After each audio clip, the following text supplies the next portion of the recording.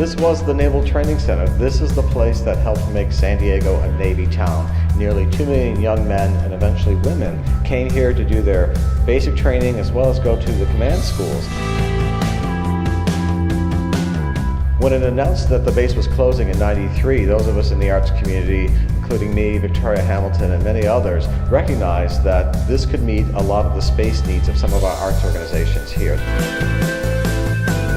When we were looking at the Naval Training Center and the complex land uses around this, we wanted a mixed-use development that would celebrate San Diego. So in addition to the housing and the office space and the retail, we felt the arts and cultural component needed to be part of the package. We were actually able to preserve just about every building constructed prior to 1940 with the beautiful tile and the arcades.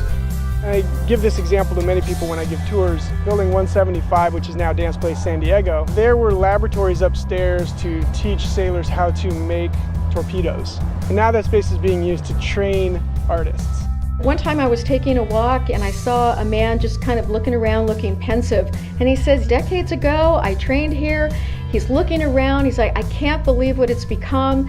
When you think about all the young men and then women who went through training here in service in the Navy to our country, training has returned to the old Naval Training Center. Now it's in the areas of art, music, dance, photography, environmental stewardship.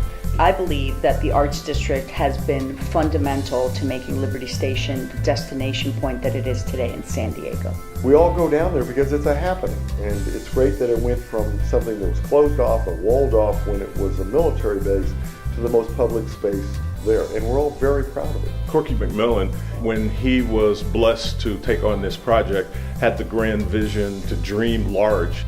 He saw not only a thriving arts district as a part of the NTC footprint, but also to look at all the various commercial enterprises that would be attracted to this area, that it would become a burgeoning part of San Diego. There are so many unsung heroes in this project that there are too many to mention all of them, but certainly Mary Gallinson, Mayor Susan Golding, the sitting city council at the time. We were rightly saying, well, this is going to be a fabulous art district, and everybody looked at us like that we were kind of crazy. And we are, but look at, here we are. We've done mostly what we set out to do. San Diego actually has a huge art scene, but for years it's been spread around the city in smaller pockets.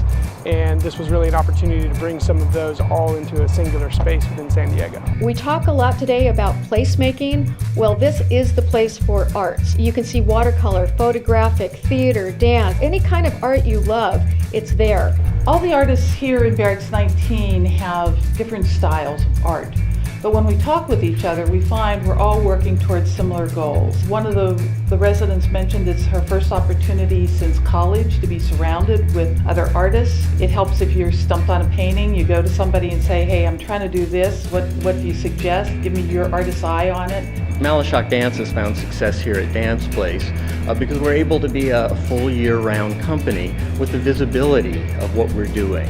Whereas before, we tended to be hidden until we came out to do shows. The New Americans Museum has been very fortunate to be housed at Liberty Station because it's really a community, a campus of other arts organizations where we've been able to build audiences and thrive.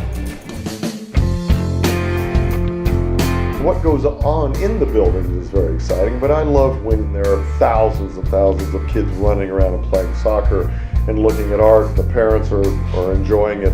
It's really a public park that you don't drive by and look at and say, isn't that pretty? You use it and you play with it and you enjoy it, and you come back week after week to enjoy it. There's always some kind of outdoor activity or festival, the marketplace, going out to eat, walking the dog.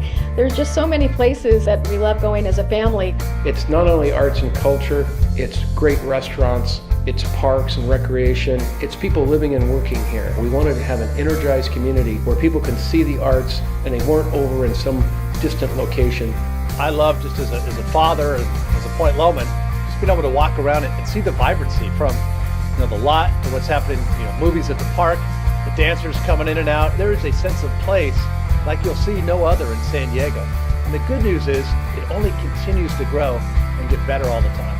Around the world and around the country, Liberty Station and the Arts District are considered a model for others to emulate. There's so much to see, you can't do it all in one night. There's so many small spaces and places and stories to be discovered that I think spending a day here, easily you can entertain yourself all day and learn a lot and have a wonderful experience.